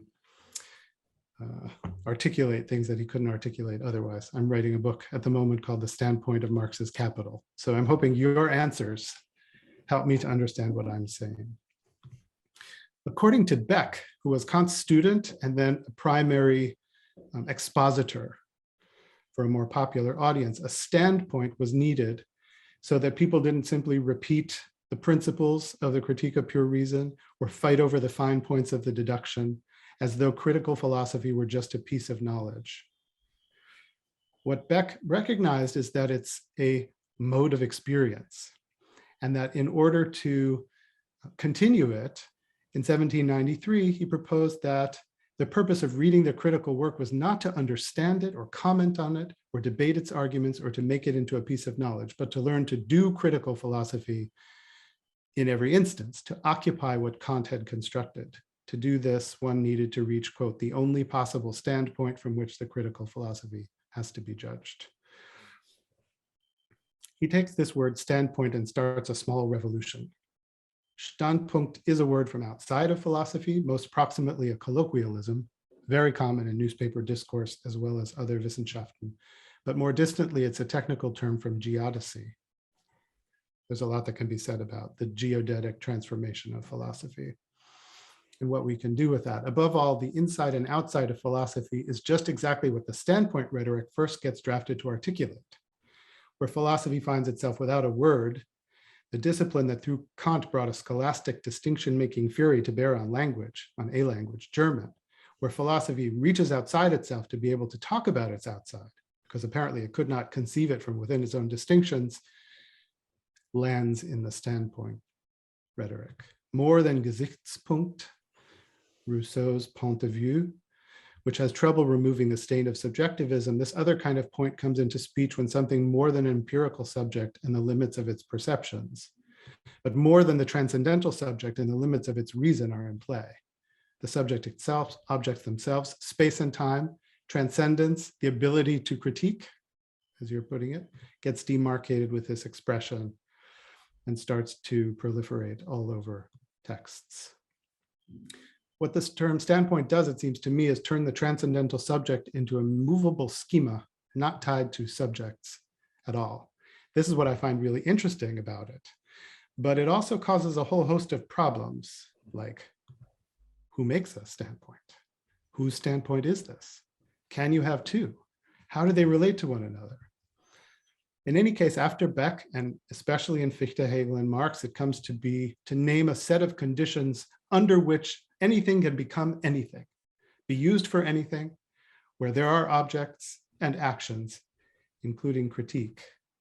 After Beck, it becomes a movable position that can be occupied and disoccupied, and philosophy ends up having to learn how to occupy and disoccupy positions and do a kind of hermeneutics that's unspoken, which is what I take Marx to be doing in Capital. Fichte one-ups Beck on the way to Hegel and Marx, although this is not a kind of transactional history, it really is the case that this term takes off from Beck and then from Fichte in the Wissenschaftslehre Nova Methodo from 1796 to 1799. Fichte says, Professor Beck, who has understood the Critique of Pure Reason, still does not want to go beyond experience. But in this case, all philosophy, including his own, would be abolished. Kant, however, does not share Professor Beck's opinion on this matter, for Kant asks how experience is possible. And with this question, he raises himself above experience. The way Fichte starts to explain what a standpoint is that beyond Beck's idea of a transcendental subjective experience that everyone can get into and purify their experience of non-knowledge, that there is a standpoint of the whole that one could take, or a standpoint is always a whole. This is how Fichte starts to theorize it. Okay, Standpoint names a kind of whole of synthesis, a transcendental unity of a perception, if you want to put it that way, that Marx then finds all over the capital system. The problem with the capital system for Marx is that there's not only one, there are multiple standpoints. Obviously, the worker's standpoint is different from the owner's standpoint, and they can't talk to one another across their standpoints. Circulation and production are called standpoints. Buyers and sellers have standpoints, where the same objects transform completely in the hands of one to the other. So keeping this history, I wanted to bring to your attention, and I want to ask you, though, what you mean by standpoint and how you would solve these certain types of problems. How does a standpoint get a critical character if it is in this history dogmatic? It simply pronounces or asserts that under this standpoint, certain things are the case. It may have an internal deduction, but a standpoint explains everything within it. Let's put it that way. It's not open to critique. I want to ask you, who positions antiquity as our particular alterity, as opposed to any other possibilities like tomorrow or yesterday or my neighbors or any other group, and as a proper standpoint for critique, positioning this as the standpoint that interrogates our standpoint, if that's even possible? Is that a critical act? How can something be an object and a standpoint? This is something that Marx and this tradition would deny. Objects take their shape in a standpoint. So you would have antiquity as an object and antiquity as a standpoint, and never the twain shall meet. What are we left to do with these problems? Excellent. Thank you very much, Paul. Also very interesting how your two responses overlap and are entangled with each other. And I'm very keen to hear what Tristan and Ben have to say in response. Well, we have completely perfect answers to all of your queries. So how long have you got? 2 minutes. No, I mean, Julia, do you think we should open up the opportunity for other people to ask questions and see if there are anything pressing? And Ben and I can kind of mull on that for a minute and respond. Yeah, we could do that, of course. Yeah. But we could also just say, by way of preliminaries there, that what Brooke and Paul have, with extraordinary generosity, have done for us here is just disclose at least two of terrible blind spots. One and both comprehensive deconstructions in their own way. So I mean, to some extent, we can posit very, very, very imperfect responses to those. And it'll have to be sort of taken on spec to some extent, that we will be listening very closely to the recording and engaging with this in some detail. And we're extraordinarily lucky to have had such a wonderful critique of our critique performed. The resources that have been supplied to us by Brooke and Paul in just that brief moment are vast. So we would not be doing justice, I think, to their responses by offering some half-baked justifications to try and respond to them. However, I mean, at some point in the future, we would actually engage them, and in fact, to some extent, try to incorporate those very, very salient objections into our own work. So in fact, it perhaps might be better to see if anyone else wants to have a crack at us as well, as we at first, and if there are no seriously pressing questions, then we can perhaps offer our half-baked responses. Okay, I see one hand up. Is it Jacques Lesra? Yeah. Jacques. Hi, Jacques. Hi. This is just to throw another term in that perhaps is subsumed under the umbrella of Paul and Brooks's comments, but I was struck at your use of the word determination, and at what seemed to me a bit of a fluctuating use of it. I wondered, in short, whether you could provide a clearer account of what you mean by determination as it concerns the setup of the project of classical antiquities. In what way is the present determined? I think that was one of your phrases. That doesn't seem to me to be given quite to the extent that you would make it appear.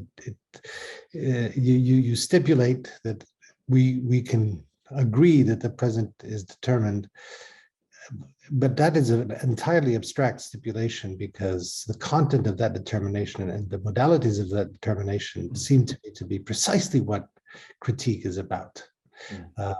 So there's either a little circularity there, or there's a stipulating gesture that moves out of the domain of critique precisely what is the content of critique, which is the contents of determination. Can I have a quick response to that? I think is perhaps the fluctuation of the term determination is partly a result of a shadow concept, which I guess suffuses the manifesto, and that is of indetermination. So when Ben and I say that subjects have a natal capacity for thinking, acting, becoming otherwise, we could in some respects say that this is the indeterminacy of the subject. And yet, I mean, that's something that we feel committed to. And yet, of course, we recognize that determination is in many respects the experience of our lives and the precondition for being able to grab hold of something in its determinacy, that is, in its specificity. And so it's kind of, it's really two concepts bound up in determinacy. It's determinacy and indeterminacy.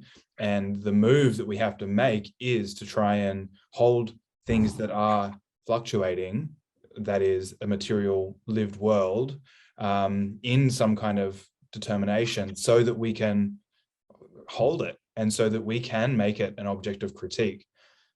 So that's, I guess, my first reaction. I'm not sure that's going to satisfy you.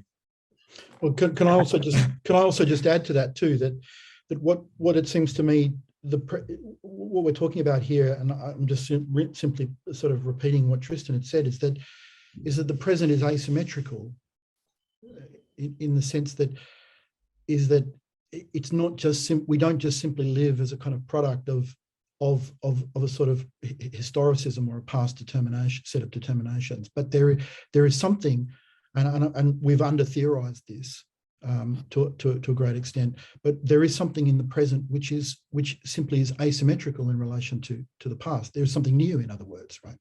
There is something novel which differentiates the present from other presents or other pasts, and so therefore it's this relationship between determinacy and indeterminacy, between the past and the present. And I guess the larger, and we've got a lot of work to do on this, but the larger question of critical antiquities is then, how ought that dialogue between the past and the present be understood?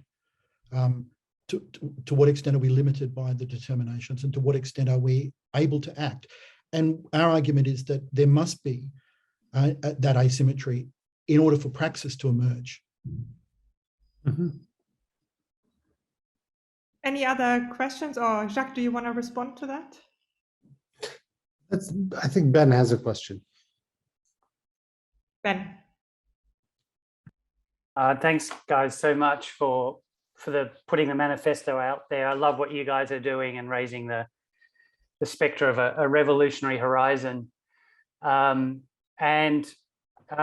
My question is really sort of regarding the rhetorics of what you're doing. And I guess it's, I'm wanting to sort of put myself out there. I'm kind of wanting to jump on board the bandwagon and throw myself behind the project.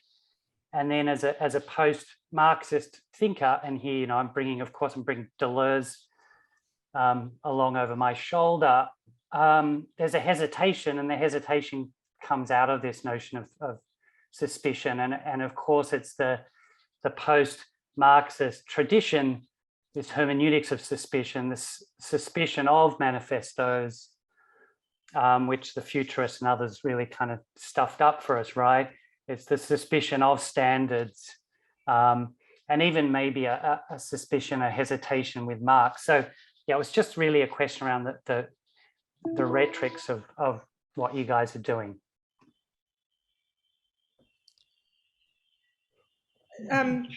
I can briefly respond to that. Let me just thanks Ben, and it's good to see you.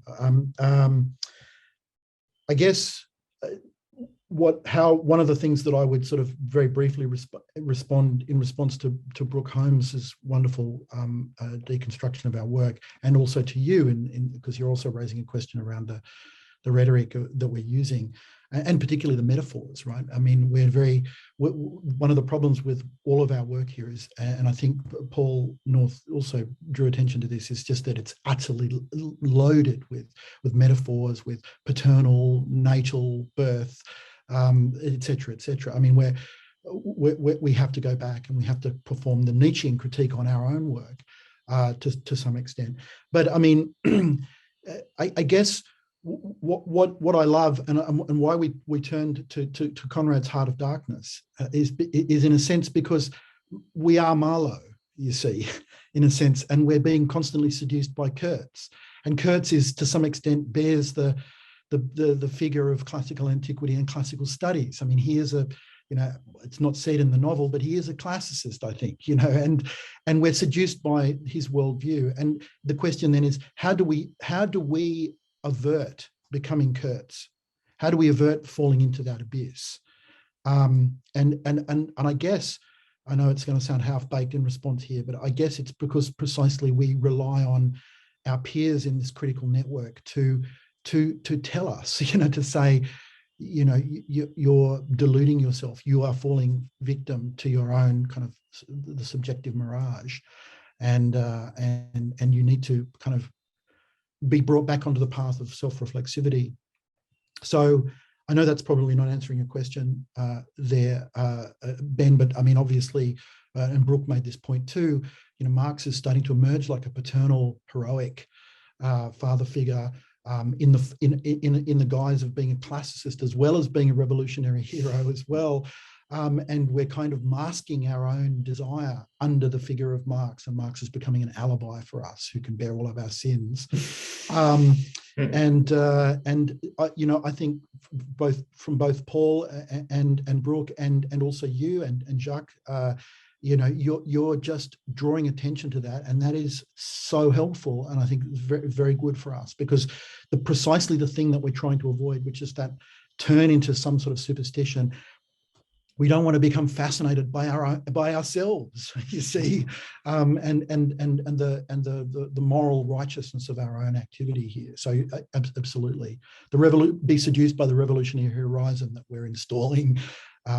So I'm not sure if that answers your point, Ben, but I'm so thrilled to be able to sort of open this up to everybody and their wonderful insights. Unfortunately, we have only 2 more minutes, but let's try to do 2 more questions, one by Emanuela and one by Sarah. Emanuela, if you go first. You're still on mute. Emma. Thank you. Thanks so much to everybody for this fantastic event.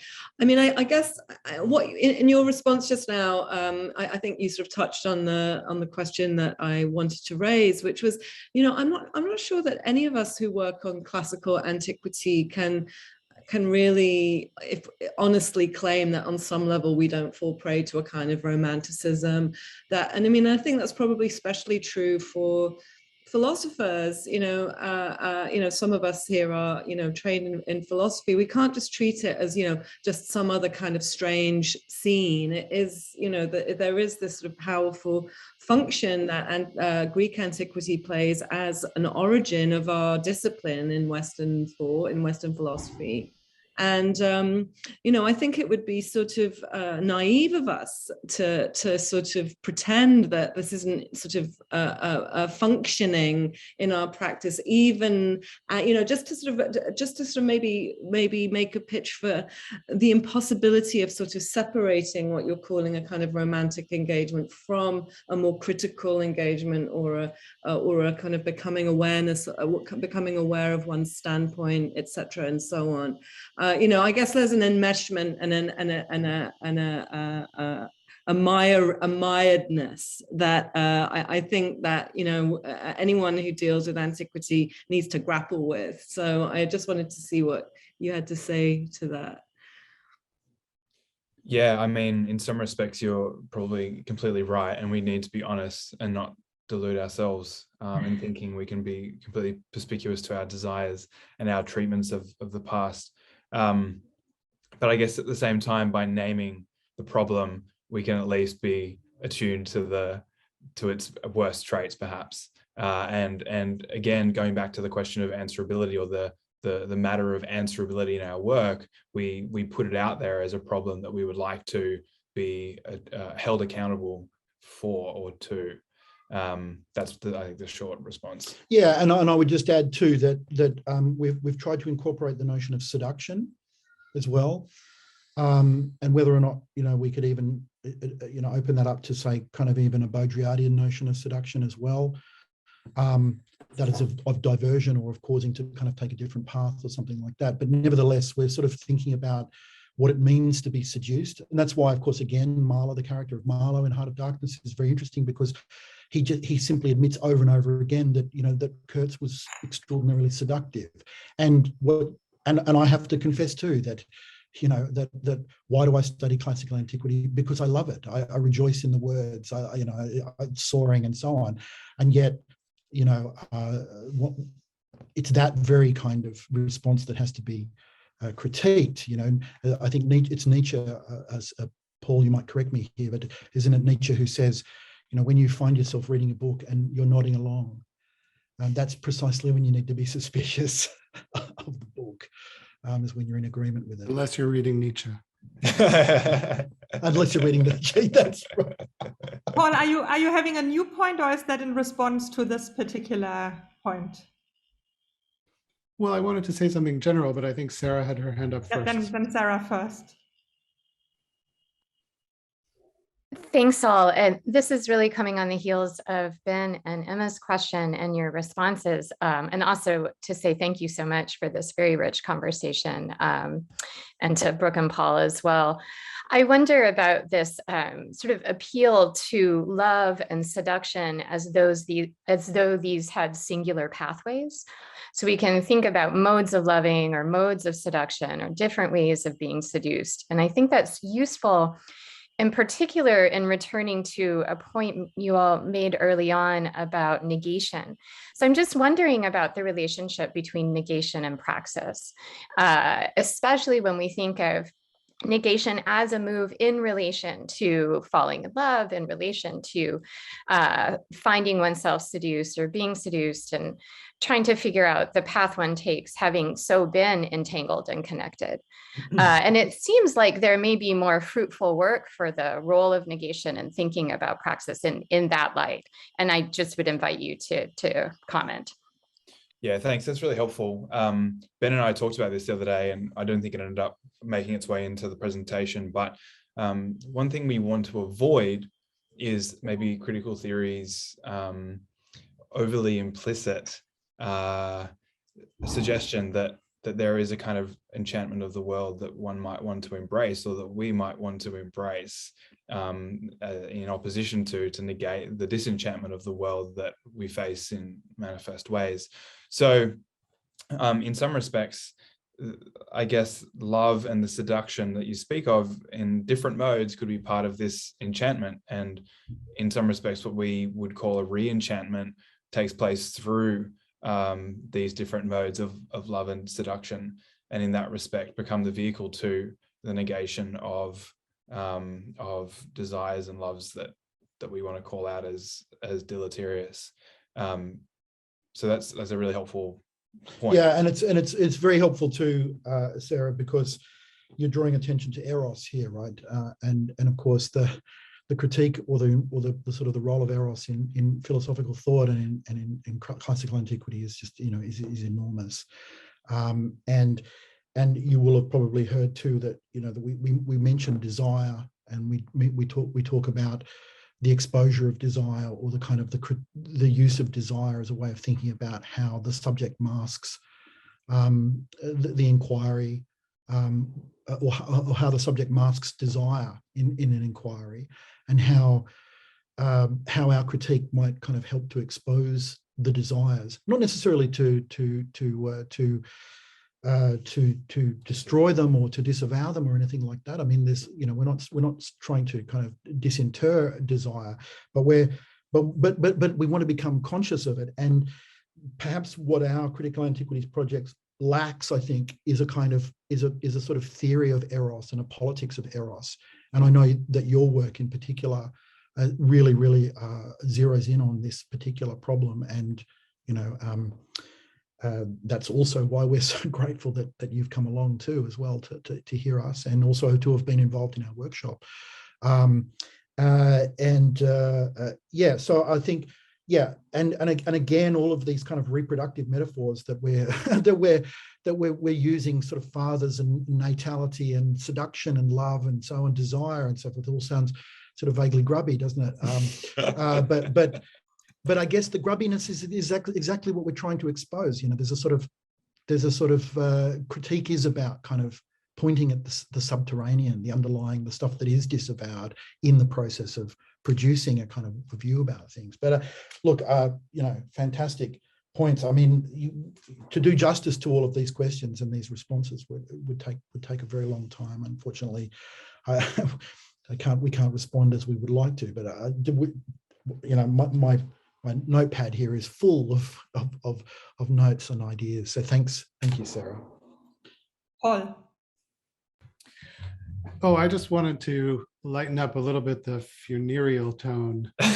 what I think is really tremendous about the endeavor, which is to articulate, I think, the theory of history or theories of history on which you could find this encounter and do what you want to do, which is a critical and socially transformative activity. I think that's to be lauded. And mostly people say they're doing that under the auspices of very old models of knowledge. I'll just point to the endless critiques of the Enlightenment that take the form of Enlightenment critiques, which are all over the place now. I think you're really trying to push beyond that. And the terms that you use are, I think, fantastic. You wonder about what an emergent antiquity would be like. You think about something that a present that has lots of fluctuations in it. You wonder about where the determinations become undetermined and redetermined. I think it's very important, the gesture that you make, to say that explicitly, to find a language to talk about what we're doing that may be beyond past, present, and future, that may be beyond Heidegger and beyond Nietzsche, is a really laudable. It speaks to everything that I want to think about. That is not about the content of which antiquity we want to, or how many antiquities we want to have, but about the rules for what we're doing. And as much as we might think we're open to transformation and we're doing all these things, we follow methods and we have things that we go back to, and we have a set of concepts that are usually unspoken. And I appreciate really very much the courage to set it out.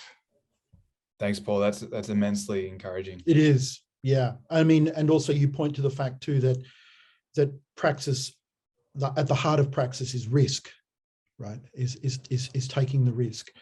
But also something too that I think is perhaps implicit but needs to be made explicit in our project is that while on the one hand we sort of take some ownership of these ideas, our project is deliberately a network. And so we see this project as a collective one, and that, you know, we don't seek to kind of to take assert our standpoint over others, and which is what makes the claim that standpoint could be dogmatic terrifying, and so something that we'll have to confront. That's right, and so perhaps this is a never-ending network and project, right? I mean, Oh dear. but I mean, I guess that's what I was saying earlier, though, when I suggested that this is that the critical antiquities has been going on for a very, very long time already, and that there's this constant engagement between the present and the past, and this sort of attempt to try and lever the present by moving the past in some way. But but we're so grateful again, and thank you for all of this superb criticism. Yeah. Perfect. I think this is the perfect last word for the moment, of course, but of course this is an ongoing conversation which will be continued in due course. But I think this might be a good point to stop and to all go back to our desks, or we already are at our desks, and think a bit more about all these fascinating questions that were raised today. Thank you so much to both of you, and also to the two respondents again, and to everybody who zoomed in from all over the world. Thanks so much, everybody. Thanks everyone for coming.